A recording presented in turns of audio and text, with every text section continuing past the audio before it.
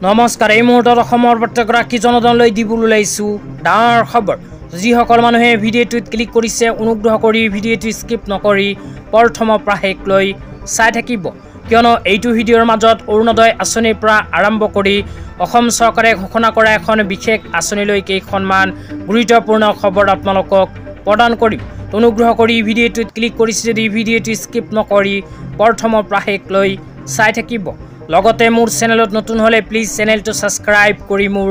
লগত থাকিব আৰু ভিডিঅ'টো ভাল লাগিলে অনুগ্ৰহ কৰি শেয়াৰ কৰি দিব তো বলক ভিডিঅ'টো আৰম্ভ কৰি আজি প্ৰথমটো গুৰুত্বপূৰ্ণ খবৰৰ বিষয়ে বিস্তাৰিত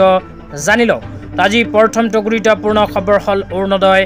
আঁচনিলৈ তো যিসকল মানুহে অৰুণোদয় 3.0 আঁচনিত আবেদন কৰিছিল সেই সকল মানুহক অসম চৰকাৰে যোৱাকালি অৰুণোদয় 3.0 আঁচনিৰ প্ৰথম কিস্তিৰ 1250 কোটি টকা প্ৰদান কৰাৰ তাৰিখ আছিল কিন্তু যোৱাকালি অৰুণোদয় 3.0 আঁচনি টকা অসম চৰকাৰে ৰিলিজ কৰা নাই কিয়নো আমাৰ প্ৰাণপ্ৰিয় জুবিনদাৰ মৃত্যুৰ কাৰণে অসম চৰকাৰে অসমৰ সকলো চৰকাৰী কাম-কাজ বন্ধ ৰাখিছিল সেই কাৰণে অৰুণোদয় 3.0 আঁচনিৰ টকা প্ৰদানৰ বাবে নতুন তাৰিখ অসম চৰকাৰে ঘোষণা কৰিব তো বহুতে হয়তো মোক কমেন্ট কৰি জনাই আছে যে অৰুণোদয় 3.0 আঁচনি টকা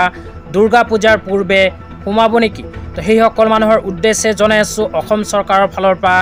এতিয়ালৈকে কোনো নিৰ্দিষ্ট তাৰিখ প্ৰকাশ কৰা নাই হয়তো 2-1 দিনৰ ভিতৰত অসম চৰকাৰে নিৰ্দিষ্ট তাৰিখ প্ৰকাশ কৰিব তো যেতিয়া কোনো নিৰ্দিষ্ট তাৰিখ প্ৰকাশ কৰিব লগে লগে ভিডিঅ' বনাই আপোনালোকক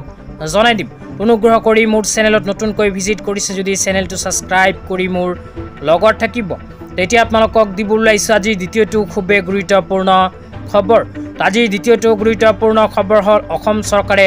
দুৰ্গা পূজালৈ ঘোষণা কৰা এখন বিশেষ আপডেট লৈ তো অসম চৰকাৰে দুৰ্গা পূজালৈ কি ঘোষণা কৰিছে আপোনালোকক এতিয়া বিতংভাৱে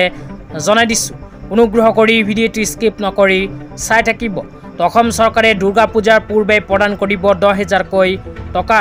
কাক আৰু কেনেকৈ প্ৰদান কৰিব এতিয়া আপোনালোকক মোবাইল স্ক্ৰীনত দেখুৱাই দিছো তো আপোনালোকে মোবাইল স্ক্ৰীনত চাব পাৰিছে অসমৰ মাননীয় মুখ্যমন্ত্ৰী ডাঙৰীয়াই দুৰ্গা পূজালৈ এনেকৈ এখন আপডেট প্ৰদান কৰিছে তো দুৰ্গা পূজালৈ ইয়াতে কি লিখা আছে কি কোৱা হৈছে আপোনালোকক বিতংভাৱে